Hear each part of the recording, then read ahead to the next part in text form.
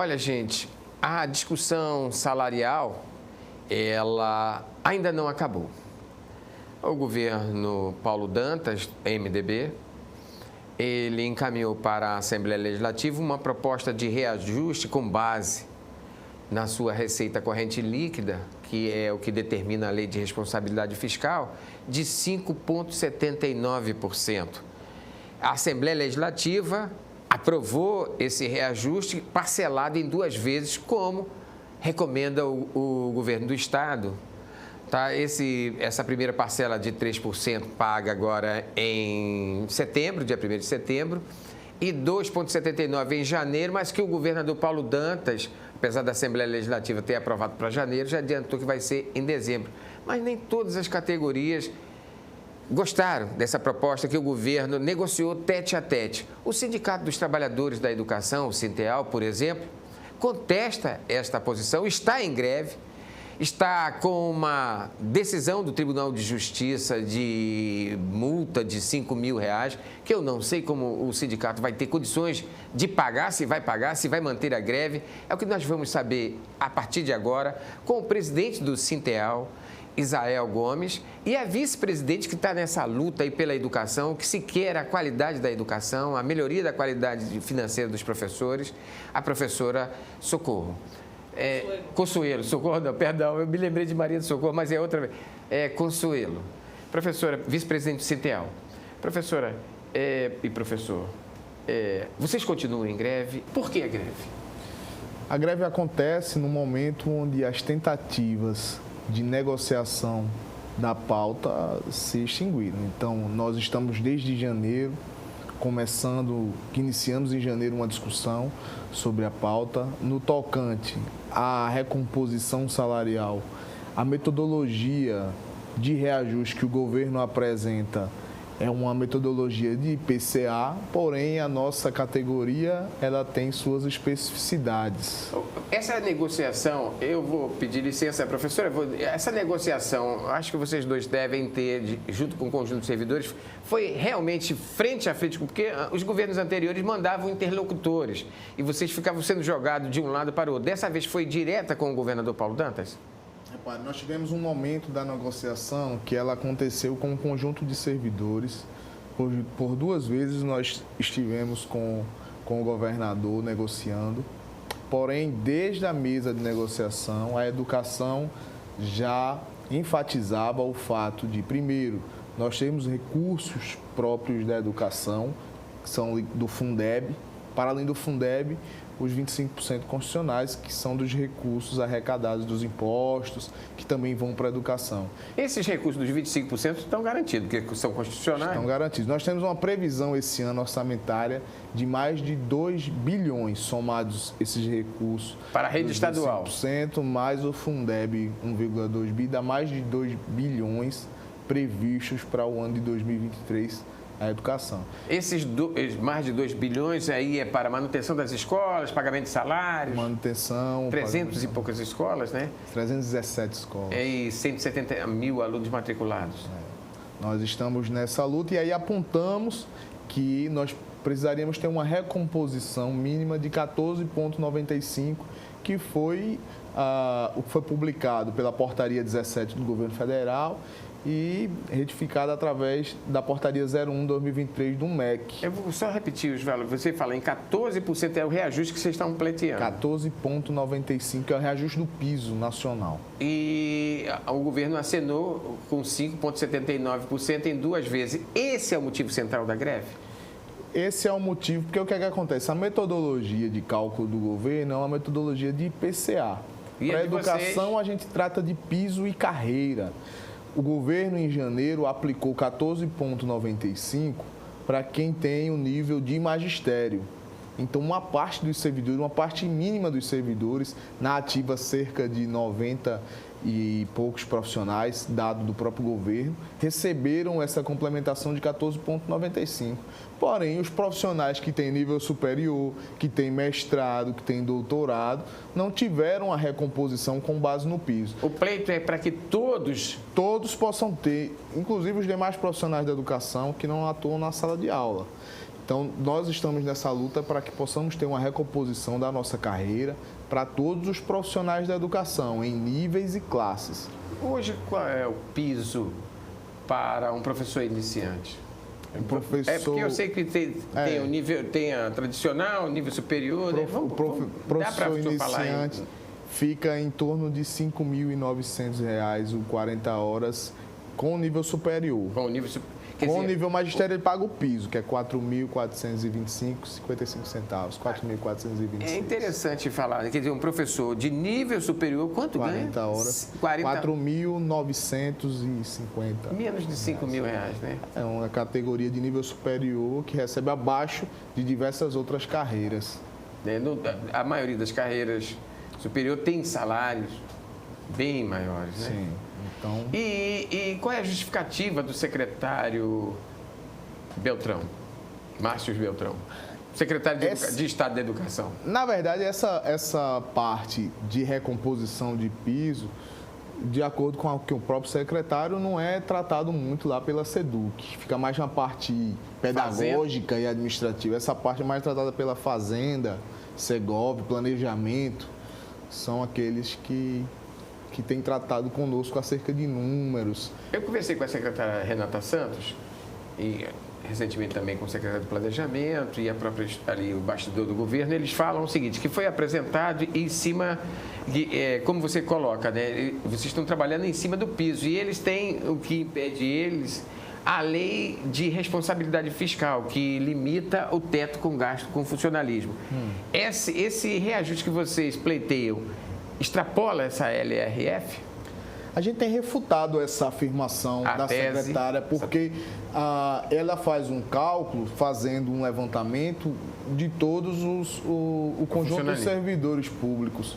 A gente está tratando de uma categoria específica que tem recurso próprio, que é o Fundeb, e para além disso, que tem carreira em níveis e classes que tem sido, ao longo dos anos, destruído. A carreira do servidor público da educação tem sofrido duros ataques. A gente conseguiu uma grande vitória, que foi minimizar esse impacto em 2021 com a reformulação do plano, porém ainda não chegou ao nível que nós esperamos. Então, a todo momento, nós pedimos para a apresentação, inclusive, dos dados, que fazendo um impacto só para a educação, se iria acarretar nos níveis, iria estourar o nível da lei de responsabilidade. Não pode causar um efeito dominó, se eles atenderem vocês com 14%? A questão é que a gente está tratando de Fundeb, que é um recurso que só pode pagar profissional da educação. Não tem como virar um efeito dominó? Não tem como, não pode pegar recurso do Fundeb para pagar as demais categorias.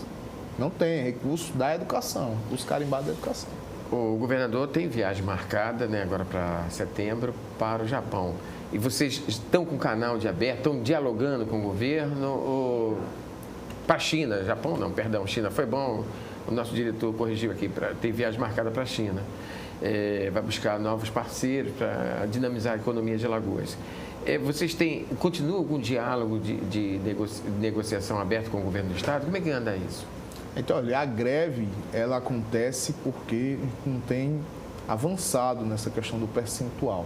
A gente tem conversado, mas não é só conversar. A gente precisa de que possamos avançar nas expectativas da nossa categoria, em relação ao percentual, ter uma conversa mais aberta em relação ao próprio recurso do Fundeb, como está sendo aplicado na educação, e tem questões ligadas a outros pleitos que a gente tem negociado. Então, a gente tem conversado, porém a gente espera que possamos avançar em todas essas demandas. Não dá para ficar só sendo um canal de recepção daquelas demandas, mas se não tiver encaminhamento... O governo tem maioria no Legislativo, que quem vai dar esse apoio político tem maioria na bancada federal, absoluta, né? Quase que não enfrenta oposição. Vocês estão sozinhos nessa? Hein, eu vou começar com a professora, que eu estou falando mais com você. Né? A professora está nessa luta aí há quantos anos, professora? 22 anos.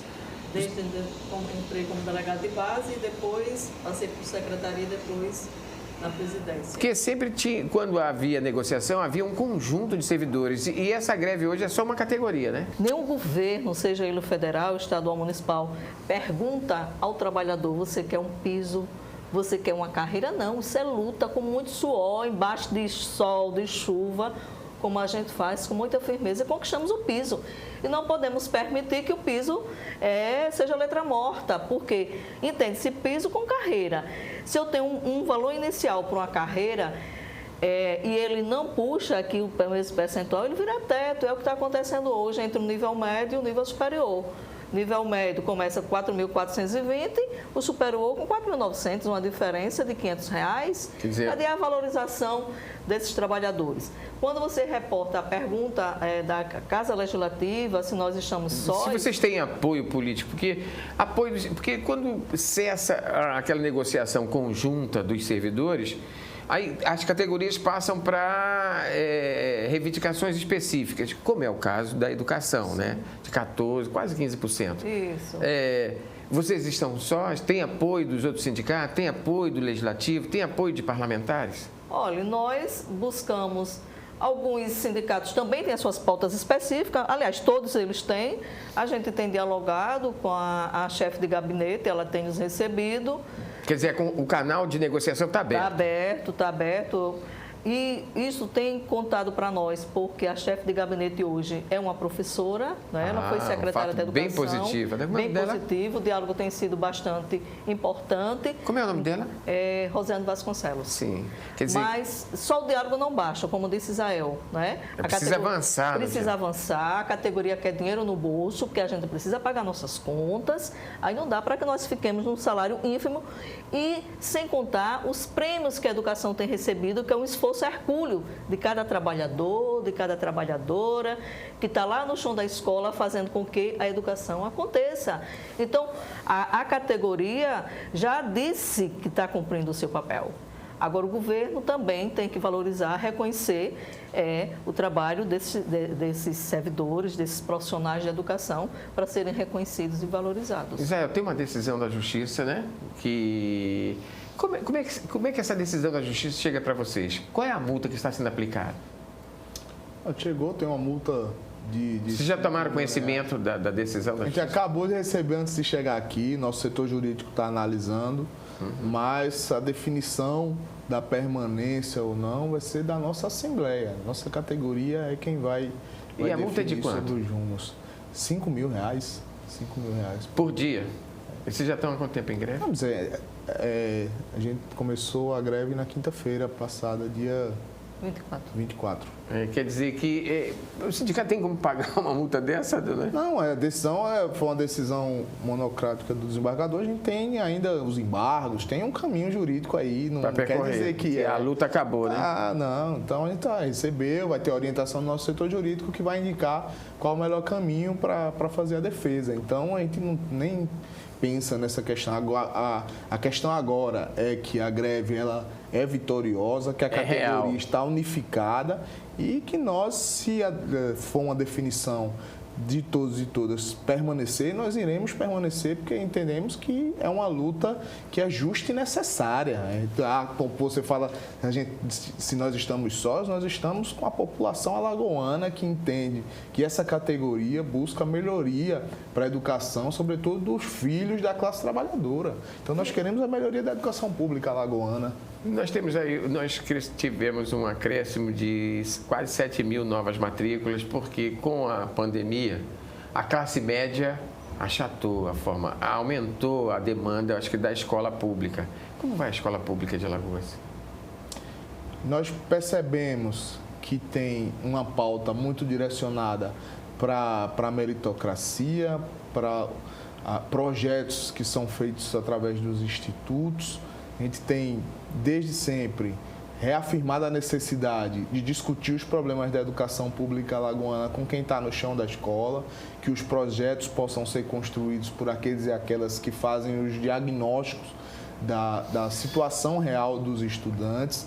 Os programas, sobretudo que tiveram na época da pandemia, como o Conecta, foi por uma cobrança nossa dessa entidade, que buscou que os profissionais da educação tivessem condições de continuar oferecendo suas aulas, mesmo no período da pandemia. E agora, pós-pandemia, O diagnóstico é que nós precisamos intensificar o processo de educação, mas isso não se faz com projetos que vêm de fora ou que se implanta para dizer quem conseguiu uma maior nota vai ter mais dinheiro, ou não é esse o caminho. Acho que o diagnóstico tem que ser feito, tem que ser avaliado com as equipes. Nós temos excelentes profissionais. Agora na Bienal, por exemplo, a gente abriu um espaço da nossa revista para os educautores e tivemos várias inscrições de companheiros da base que trabalham com a educação pública alagoana, que escrevem, que estão formulando ideias para a melhoria da educação pública alagoana. Então a gente precisa conversar com esses profissionais que estão no chão da escola, não vêm de fora, que conhecem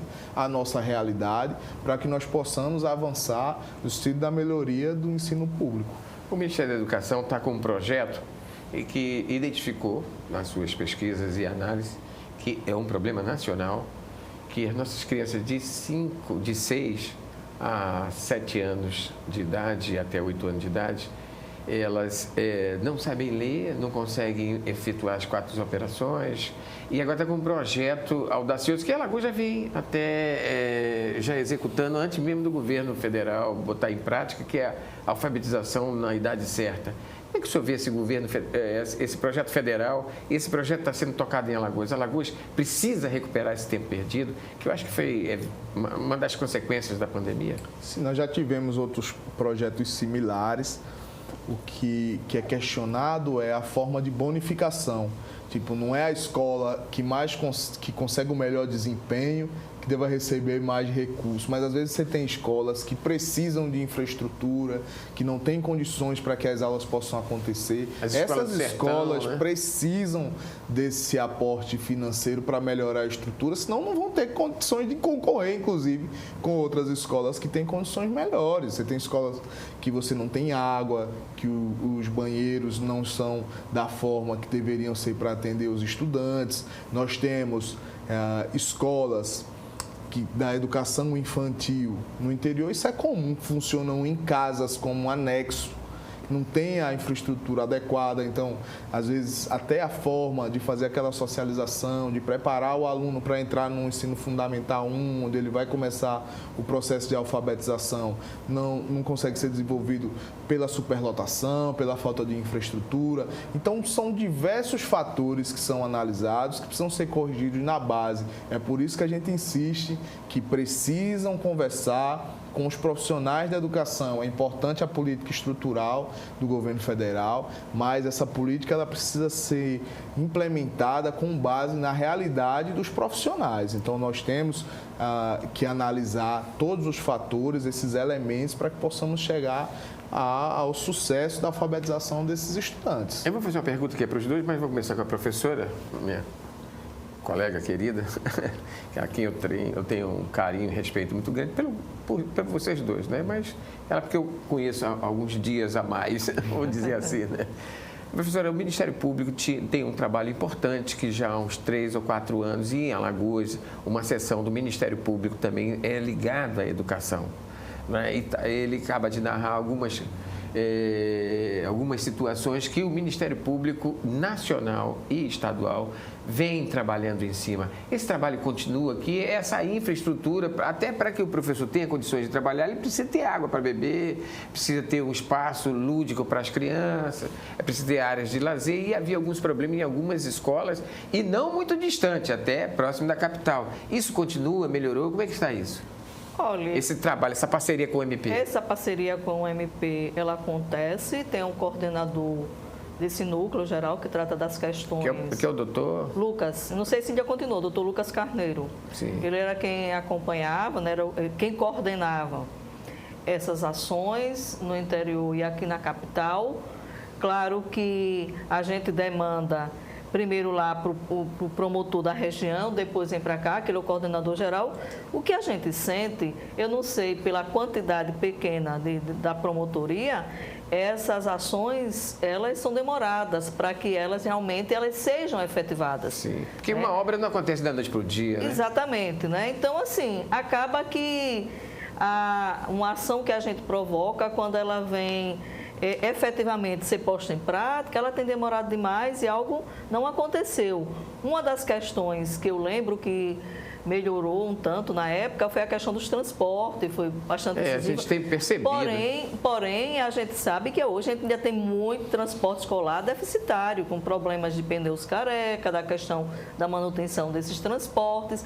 A questão de água é terrível nas escolas do interior do estado, né? Não ter água potável é o mínimo do mínimo, que um ambiente em que se tenha pessoas, tenha a dignidade de ter água. Água é vida e água potável não se tem nessas escolas, não é? Um banheiro decente para que você possa usar. Então, assim, é uma demanda assim, muito grande. Vocês já encaminharam essa demanda para o secretário Márcio Beltrão? Não, para o Márcio, nós não encaminhamos ainda, não é? Essa demanda, porque a gente trata mais, nessa situação que vem mais demandado para nós, são nas escolas das redes municipais. O problema é mais grave na rede pública? Na rede estadual também tem. A gente, inclusive nesse período de greve, a gente recebeu vários vídeos, né, de escolas, um mato assim grande, ao redor da escola, com muitas fragilidades nos banheiros, nós recebemos também. Então, assim, há nas duas redes, entendeu? Então, mas a gravidade maior na rede municipal? Tem na rede municipal. É até bom a gente falar isso, porque nós teremos o ano que vem eleições municipais e nós teremos aí 2 milhões de eleitores para votar. Prestar atenção na escola do seu menino lá, na escola municipal, não é isso? E observar, inclusive, né, que as bandeiras levantadas em todas as campanhas, a prioridade é a educação. Não sei porquê e sei. Só aparece no papel, né? No papel, a primeira bandeira que é empunhada é a defesa da educação. Porque nós, enquanto classe trabalhadora, enquanto sindicato representante deles, né, dos trabalhadores e trabalhadoras na educação, sabemos dessa importância. Aí sim, a gente sabe o quão é importante ter uma educação com qualidade social referenciada para o filho da classe trabalhadora, porque é a ação transformadora de uma sociedade. O filho da classe trabalhadora, ele está ali para ser um sujeito de direito. E é isso que nós primamos, para que ele está lá. É o único instrumento, é o único espaço de empoderamento do filho da classe trabalhadora, é lá o chão da escola. Se tiver um profissional valorizado e que tiver as condições dignas, porque também eu não consigo dar aula, né, se eu não tenho as condições de dar uma aula decente. A gente dá, porque somos trabalhadores, estamos lá, temos um contrato a cumprir, porém as condições, se não são boas, dificulta a nossa realização. Israel, muitas vezes, Arnaldo, só complementando, você tem profissionais de educação que estão lá financiando, porque precisa comprar papel, precisa comprar... Eu já conversei com alguns professores que ele põe do mesmo... Tem que ter uma impressora em casa de qualidade, se você quiser fazer um trabalho diferenciado. Se você quiser inovar nas suas aulas, você precisa gastar. Aí os nossas companheiras, os nossos companheiros que estão nos assistindo sabem que essa é uma dura realidade dos profissionais, não só do magistério. Quantas vezes a gente chega na escola e aí a tia da cozinha, a merendeira, leva um temperozinho de casa para dar um sabor especial na merenda. A gente vivencia isso nas visitas. E até uma prova de amor, uma relação mais íntima. Agora, o Ministério Público está acompanhando esse momento de vocês, esse momento de negociação dura, em que você já tem um tribunal já com ações efetivas, mesmo sendo decisão monocrática. O Ministério Público está junto? Vocês estão conversando com o Ministério Público? A gente começou segunda-feira, mas nós já tínhamos encaminhado a possibilidade de pedir a mediação do Ministério Público para que pudesse, inclusive, favorecer um diálogo mais justo, né? Uma negociação mais justa, que às vezes fica o governo, e aí é como eu falei, recepciona as nossas demandas, porém a gente não encaminha. Então é importante uma mediação para que pudéssemos avançar, né? Porque se chegou nesse ponto é porque a gente não conseguiu mais avançar no trâmite de forma administrativa. Tem um fato positivo que a professora Consuelo já viveu, e muitas vezes, né? O governo fazia proposta, ia ter negociação, usava interlocutores e batia o martelo e não tinha mais conversa. E pelo que vocês estão me dizendo, o canal está aberto de negociação, né? Eu não vou dizer apelo, porque esse momento não é de apelo, é de discussão política mesmo. Como se chegar ao entendimento diante desse impasse? Primeiro, a gente acredita que é necessário fazer uma discussão não com base apenas na receita corrente líquida, levando em consideração o conjunto dos servidores, mas levando em consideração que nós temos um fundo específico, que é o Fundeb. Trazer para a mesa uma proposta de valorização que foi discutida durante o período eleitoral, enquanto o Paulo Dantas era candidato, inclusive que nos ajudou na reformulação do plano de 2021. Para deixar claro, ele ajudou na reformulação do plano de 2021. Para não deixar que esse plano possa voltar, o piso virar teto, nós precisamos que haja manutenção anualmente com base no percentual do reajuste do piso. Então, é uma discussão que a gente precisa fazer, onde a metodologia para a recomposição salarial dos profissionais da educação seja pautada no piso nacional. É lei, é direito, e nós queremos uma carreira forte para o magistério público. Para você ter uma ideia, cidades como Paripueira, o trabalhador de 40 horas, que tem 25 anos no serviço público, no magistério público alagoano, ganha em média R$13 mil, enquanto na carreira da rede estadual só pode chegar no máximo lá no finalzinho para se aposentar com 40 horas com R$7 mil. Peraí, deixa eu entender melhor. Quer dizer, o servidor da educação municipal de Paripueira está ganhando R$13 mil. Final de carreira, 40 horas, com 25 anos, na tabela, ele pode chegar ao valor de R$13 mil na tabela. E o mesmo professor da rede estadual, fim de carreira, R$7 mil, com 40 horas. E não é só Paripueira, são diversas cidades, Água Branca, tem uma lista de municípios que pagam melhor do que a rede estadual. É possível o entendimento, buscar um meio termo aí? Nós queremos, sim, sentar para que possamos, inclusive, fazer uma alteração no plano de cargos e carreiras nos níveis e classes, no percentual entre níveis, que também é algo que precisa favorecer aquele profissional que se dedica a estudar, a se especializar, a buscar melhorias para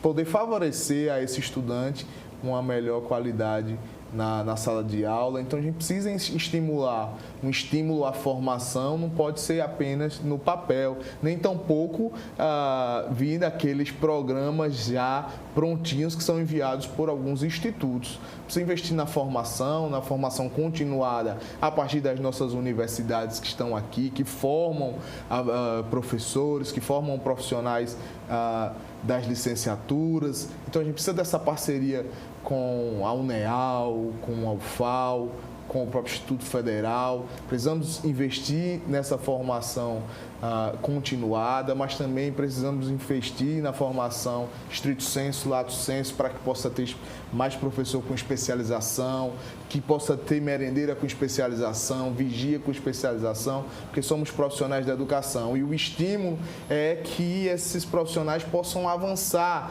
em níveis e classes e assim ter uma carreira atrativa para o magistério público, não só para o magistério, mas também para os demais profissionais da educação que atuam diretamente nessa pauta que é tão cara para a gente. Olha, eu quero agradecer a presença do presidente Israel, da vice-presidente Consuelo, que sempre nos atende, e dizer que nada acontece, a nossa evolução social, a gente melhorar a nossa classificação na estratificação social, dependemos dos professores e de uma boa relação, de um entendimento. Eu espero que haja um entendimento, que haja aí uma busca. As conversas, as negociações estão abertas, que bom, menos mal. É possível que a gente talvez ache aí o meio termo, mas só eles, com o Executivo Estadual, podem definir melhor essa questão. Nós agradecemos a vocês, esperamos que haja um entendimento, né? Porque hoje a educação voltou a ser a nossa porta, a principal porta da maioria dos trabalhadores. Muito obrigado pela presença de vocês. E sua palavra final, por favor.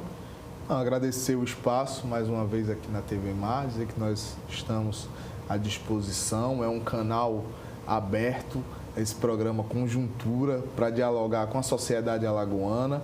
E nesse momento é extremamente importante que nós possamos conversar não só com os profissionais da educação que vivenciam essa realidade, mas com aqueles que acessam essa política pública tão importante que é a educação pública alagoana. Muito obrigado pelo espaço e... Eu sou grato, professora, e ao amigo Israel. Gente, muito obrigado, hein?